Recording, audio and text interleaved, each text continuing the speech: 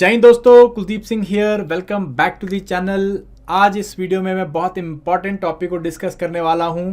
वो है कि आपको आंसर राइटिंग जो है कब स्टार्ट करनी चाहिए। देखिए, आंसर राइटिंग जो है वो यूपीएससी मेंस का एक बहुत इंपॉर्टेंट पिलर माना जाता है। और अगर आपकी आंसर राइटिंग जो है स्किल अच्छा डेवलप नहीं हुआ है तो मेंस को जो है क्लियर करना वो काफ़ी ज़्यादा डिफिकल्ट हो जाता है। यहाँ पे मैं आपके साथ ये एरिया डिस्कस करूंगा कि आपको आंसर राइटिंग कब करनी चाहिए, बिकॉज बहुत सारे बच्चे जो अपना यूपीएससी का जर्नी स्टार्ट करते हैं उनको ये प्रॉब्लम, ये डाउट रहता है कि उन्हें कब से अपनी आंसर राइटिंग स्टार्ट करनी चाहिए और कब जो है उनको स्किल डेवलप करना चाहिए। ये वीडियो आप लोगों के लिए काफ़ी ज़्यादा इंपॉर्टेंट होने वाला है, एंड तक जरूर देखिएगा। एंड चलिए फटाफट से हम लोग सेशन को करते हैं स्टार्ट करने से पहले आप एप्लीकेशन, हम लोग की एप्लीकेशन है उसको डाउनलोड जरूर करिए। बहुत सारा पेड और फ्री कंटेंट पड़ा हुआ है यूपीएससी के लिए। सिलेबस है, प्रीवियस ईयर क्वेश्चंस हैं, डिटेल्ड आंसर्स हैं, तो आप इसको जाके डाउनलोड जरूर करिए। काफ़ी कुछ आपको यहाँ पे मिलेगा आपकी प्रिपरेशन के रिगार्डिंग। चलिए, कुछ क्वेश्चंस में मैंने इस सेशन को बांटा हुआ है, तो इसी एरिया से हम लोग इनको देखना स्टार्ट करते हैं। सबसे पहला क्वेश्चन आता है कि क्या जैसे ही मैं तैयारी स्टार्ट करता हूँ या मैंने तैयारी स्टार्ट करने का सोच लिया है और अपनी किताबें उठानी स्टार्ट करी हैं, तो तब उसी टाइम से क्या मुझे जो है अपनी आंसर राइटिंग करनी चाहिए? Should you start with the word go? But answer इसका है इट इज नो, कि आपको जो है उसी टाइम स्टार्ट नहीं करना है आंसर राइटिंग। क्यों? Because of one of the important reason, that is कि आपके पास उस टाइम तक कंटेंट बिल्ड नहीं होगा कि आप अपने आंसर्स को लिख सकें। जब भी आप तैयारी स्टार्ट कर रहे हैं तो आपको उसी टाइम अपने आंसर राइटिंग के स्किल को डेवलप करना स्टार्ट नहीं करना है। You have to take at least 1 to 2 months। आपको जो है उस तैयारी में 1 से 2 महीने का टाइम चाहिए, और इस 1 से 2 महीने के टाइम पे आप क्या करोगे? आप अपना बेसिक कंटेंट जो है वो बिल्ड करना स्टार्ट करोगे और वहां से जो है अपनी आंसर राइटिंग को स्टार्ट करोगे। ठीक है, ये 1 से 2 महीने के बीच में हम लोग क्या करेंगे? We will start reading current affairs on daily basis. Daily आप करंट अफेयर्स को पढ़ना स्टार्ट करोगे। 1 से 2 महीने में आपको ब्रॉड आइडिया हो जाएगा कि आप करंट अफेयर्स में क्या पढ़ रहे हैं, क्या इंपॉर्टेंट एस्पेक्ट्स होते हैं पढ़ने वाले, या किस तरह से आपको जो है करंट अफेयर्स को परस्यू करना होता है। सिमिलरली आप कोई जीएस का सब्जेक्ट को कवर कर रहे होंगे तो उसके भी आपको नुआंसेस धीरे धीरे पता चलने लग जाएंगे। लेटेस्ट से अगर आप हिस्ट्री पढ़ रहे हैं तो हिस्ट्री अगर आप पढ़ना स्टार्ट करते हैं, लेटेस्ट से आप मॉडर्न हिस्ट्री पढ़ रहे हैं तो मॉडर्न हिस्ट्री में क्या होगा? आपको जो है जब आप 1-1.5 महीना पढ़ेंगे तो आपको उस पर्टिकुलर सब्जेक्ट के नुआंसेस समझ में आने स्टार्ट हो जाएंगे, और तब जो है आप क्या कर सकते हो? आपके पास हिस्ट्री के आंसर राइटिंग के लिए ब्रॉडली कंटेंट हो जाएगा। सिमिलरली 1-1.5 महीने के बाद करंट अफेयर्स में भी आपको जो डेली अफेयर्स चल रहे हैं उसमें भी आपको थोड़ा बहुत जो आपके पास कंटेंट होगा ताकि आप अपने आंसर राइटिंग को स्टार्ट कर सके। तो ये जो है आपका पहला क्वेश्चन था। सेकेंड चीज जो है कि अगर आपको स्टार्ट करना है, 1-2 महीने आपको हो गए हैं, तो आपको अब किस तरह से स्टार्ट करना है? How to begin your answer writing. ठीक है जी। यहाँ पे जैसे मैंने आपको बताया कि 1-1.5 महीने आपको जो है पहले क्या करना है? अपनी तैयारी स्टार्ट करनी, आपको स्टार्ट करना है बेसिकली, एंड देन हम लोग जो है आंसर राइटिंग के ऊपर स्टार्ट कर सकते हैं। नाउ हाउ टू बिगिन के ऊपर जो है आपको क्या फोकस करना है? सबसे पहली चीज जो है हम लोगों को इंश्योर करना है कि आप यहाँ पे 2 तरह के आंसर्स लिखेंगे। दैट इज करंट अफेयर के बेसिस पे आंसर लिखने हैं, एंड आपके जो भी सब्जेक्ट आप पढ़ रहे हो उसके बेसिस पे आंसर लिखने हैं। ठीक है जी। सब्जेक्ट के बेसिस पे आप आंसर लिखना स्टार्ट तब करोगे जैसे आपने एक बार ही अपना रिविजन कर लिया है, एक पर्टिकुलर टॉपिक जो है पढ़ लिया है। लेटेस्ट से अगेन जैसे हमने पीछे देखा, हमने हिस्ट्री को एक बार ही पढ़ लिया है, ब्रॉड कवरेज करी है अपने मॉडर्न हिस्ट्री की। जब आप उसको दोबारा रिवाइज करना स्टार्ट करोगे तो यहाँ पे आप जो है इसके रिलेटेड मेंस के क्वेश्चंस हैं उनको अटेम्प्ट कर सकते हो। अब आपको यहाँ पे क्या करना है? बहुत ही ज़्यादा आप यूपीएससी लेवल के क्वेश्चंस को अटेम्प्ट नहीं करना, जो कि बहुत ज़्यादा एब्स्ट्रैक्ट हो सकते हैं, जो वर्डिंग्स काफ़ी ज़्यादा एब्स्ट्रैक्ट होती हैं और काफ़ी डिफिकल्ट हो जाता है उनको एक ही बार ग्रास्प करना। हम लोगों को बहुत बेसिक से, बहुत बिगिनिंग से स्टार्ट करना है। तो यहाँ पे आप क्या करोगे? कोई भी सब्जेक्ट आपने उठाया तो उसकी एनसीईआरटीज़ के जो पीछे हैं, हर चैप्टर के पीछे जो भी एक्सरसाइजेज दी होती हैं, इनसे आप जो है क्वेश्चन कर सकते हो। ये एक्सरसाइज में आपको बहुत ही सिंपल क्वेश्चन मिल जाएंगे, और ये क्वेश्चन जो है इजीली जो आपने आगे चैप्टर पढ़ा होगा उसके अंदर से सॉल्व हो जाएंगे। तो इस तरह से आप अपने जो है जीएस की आंसर राइटिंग स्टार्ट कर सकते हो। As far as current affair is concern, जो करंट अफेयर्स रहेगा, करंट अफेयर्स के अंदर भी जो है आप क्या करोगे?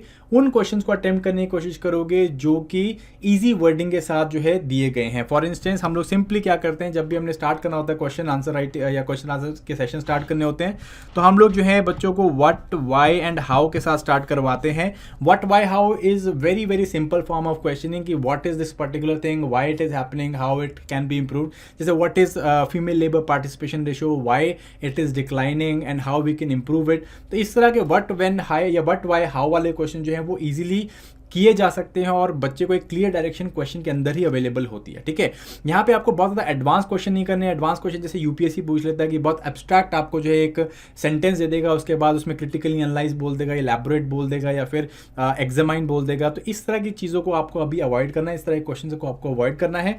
आपको जो है यहाँ पे बेसिक जो अपना आंसर राइटिंग की स्किल है यहाँ पे बिल्ड करने स्टार्ट करने। ठीक है जी, यहाँ पे मैं आपको वो एरियाज नहीं बता रहा हूँ कि जो बेसिक नुआंसेस होते हैं आंसर राइटिंग के, वो मैं आपको यहाँ पे नहीं बता रहा। वो मैंने ऑलरेडी एक पूरी सीरीज उसके ऊपर ले रखी है, तो आप उसको जाकर जरूर देखिए, चैनल में आपको मिल जाएगी, इसकी प्लेलिस्ट है, आंसर राइटिंग सीरीज है।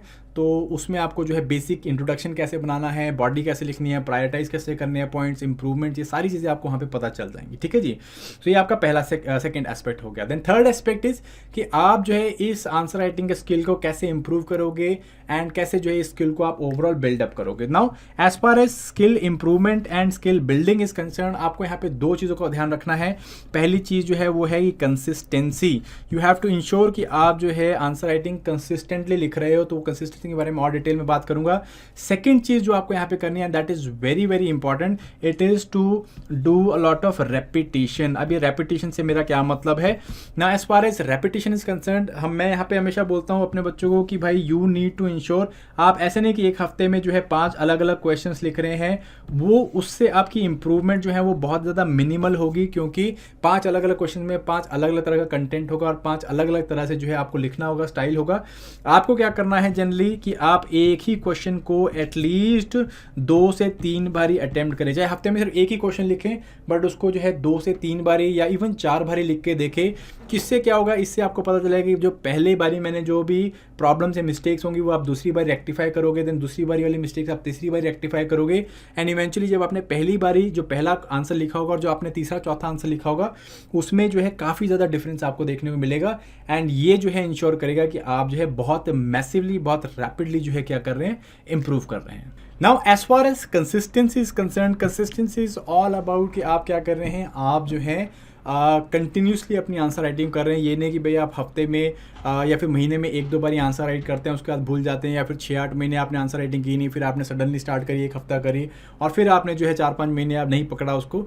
सो इस तरह से नहीं करना है, you have to be very very consistent with it. बहुत ज़्यादा नहीं करना है, बहुत ज़्यादा जो है आपका आपको ऐसा नहीं कि हर रोज़ आपको एक क्वेश्चन लिखना है, ऐसा नहीं करना है, but you have to be very very consistent with it. So consistency मैं यहाँ से एक और उस पर आता हूँ कि what should be the frequency of your answer writing, क्या आपकी फ्रीक्वेंसी होनी चाहिए। Now as far as the frequency is concern, you have to ensure 3 चीज़ें कि पहली बात है कि आप कौन सी स्टेज पे हैं आंसर राइटिंग के। नाउ मोस्ट ऑफ यू जो अभी अपनी आंसर राइटिंग की जर्नी स्टार्ट करते हैं, all of you are in your beginner stage. Now in the beginner stage यहाँ पे क्या होता है कि you can not write a lot of answers. यहाँ पे आपको इंश्योर क्या करना है कि आप एटलीस्ट 1 क्वेश्चन, एक क्वेश्चन को जो है आप हफ्ते में 1 बार ही लिखें पर वीक। ये जो है आपको क्या होगा, बेसिकली आपका जो है स्किल डेवलपमेंट यहाँ पे स्टार्ट कर देगा। ठीक है जी, हम लोग यहाँ पे वो काम नहीं कर रहे कि आपको जो है टाइम बाउंड मैनर में 20 क्वेश्चन अटेम्प्ट करने हैं, वो यहाँ पे नहीं होगा। ये बिल्कुल बिगिनर्स का स्टेज होगा। यहाँ पे आपको सिर्फ 1 क्वेश्चन लिखना है या 2 क्वेश्चन मैक्सिमम आप लिख सकते हो, बट हफ्ते में आपको ये काम जरूर करना है। लेटर से आप एक दिन बांध लेते हो, लेटर से सैटरडे आपने बांध लिया या फिर संडे आपने डिसाइड कर लिया कि मैं यहाँ पे 1 क्वेश्चन लिखूंगा, और एक दिन आप छोड़ सकते हैं जैसे वेडनेसडे एंड थर्सडे। उसमें क्या करोगे आप, जो आपने संडे क्वेश्चन लिखा है उसकी इंप्रूवमेंट्स को आप फिर से जो है वेडनेसडे या थर्सडे को उस क्वेश्चन को लिख रहे हो। ठीक है, इससे क्या होगा कि आप क्वेश्चन को जो है रिपीट कर पाओगे, रेपिटेशन डाल पाओगे, और बिगिनर्स के लिए जो हम लोगों को इंपॉर्टेंट स्किल डेवलपमेंट है या जो आपकी मिस्टेक्स हो रही हैं, इनको आप जो है बहुत रैपिडली रेक्टिफाई कर पाओगे अपना। ठीक है जी, तो बिगिनर्स का जो स्टेज है वो आपका जनरली चलता है 5 से 6 महीने के बीच में, जब आप अपना सिलेबस कंप्लीट कर रहे होते हो और रेगुलरली करंट अफेयर्स पढ़ रहे होते हो, तब आप क्या करते हो, ये वाला काम करते हो। जनरली 1 या 2 क्वेश्चंस आप जो है हफ्ते में लिख रहे हो। देन जो है आपकी आती है intermediate stage. Intermediate stage generally जो है आपका क्या होता है, जब आप 4-5 महीने से मिलता है 5-6 महीने हो गए आपको, आप अपना ऑप्शन कवर करना स्टार्ट कर चुके हो। अब यहाँ पे आप क्या करोगे, अपने आंसर राइटिंग की फ्रीक्वेंसी थोड़ा बढ़ा देते हैं हम लोग। We can take 2 to 3 question in a week, 2 से 3 क्वेश्चन आप कर सकते हो यहाँ पे। अब यहाँ पे एक और इंपॉर्टेंट चीज होगी कि अब आपको यहाँ पे बहुत ज़्यादा रेपिटेशन करने की जरूरत नहीं पड़ेगी। आपको एक ही क्वेश्चन को 2, 3 या 4 बार लिखने की जरूरत नहीं पड़ेगी, बिकॉज मोस्ट ऑफ इंप्रूवमेंट आप जो है पहले 6 महीने में कर चुके होंगे अपने स्किल के ऊपर। अब जो है आपको क्या करना है, अब आप यहाँ पे धीरे धीरे स्केल बढ़ाना स्टार्ट करोगे या क्वांटिटी बढ़ाना स्टार्ट करोगे अपने आंसर राइटिंग की। जैसे कि आपने 2 या 3 क्वेश्चन लिखने स्टार्ट किए, अगर कोई डिफिकल्ट क्वेश्चन आपके पास आ गया तो आप उस क्वेश्चन को जो है आप मल्टीपल टाइम्स भी लिख रहे हो, जैसे आपने अभी लिखा, फिर आपने 2 दिन बाद फिर उसको लिखा। इससे क्या होगा कि आप जो है डिफिकल्ट क्वेश्चन के ऊपर भी धीरे धीरे जो अपनी पकड़ बनाना स्टार्ट कर दोगे। ठीक है जी। यहाँ पे आप जो भी क्वेश्चन स्टेज 1 में आप जो क्वेश्चन कर रहे थे वो generally what, why, how type के क्वेश्चन होंगे। स्टेज 2 के क्वेश्चन जो है वो आप अब यहाँ पे एब्स्ट्रैक्ट क्वेश्चन के ऊपर आ जाएंगे हम लोग। एब्स्ट्रैक्ट क्वेश्चन या फिर आपके जैसे प्रॉपर जो स्टेटमेंट बेस्ड क्वेश्चंस होते हैं जिसमें क्रिटिकली एनालाइज, डायरेक्टिव्स भी जो है टेडेड डायरेक्टिव्स होते हैं, जैसे क्रिटिकली एनालाइज हो गया, क्रिटिकली एग्जामिन हो गया, इस तरह के आप जो है एब्स्ट्रैक्ट यहाँ पे आप लोगे। This is intermediate level. ठीक है जी। सो जब तक प्री आता है आपका तो आप ये जो है स्टेजेस पे रहोगे, stage 1 beginners and stage 2 intermediate level. And then जो है जब आपका प्री हो जाएगा तब जो है आप अपनी एडवांस स्टेज के ऊपर आओगे आंसर राइटिंग के, where you will be taking up mock test करोगे या फिर जो है अपने मॉक पेपर्स अटेम्प्ट करोगे जनरल स्टडीज़ के या भी ऑप्शनल के।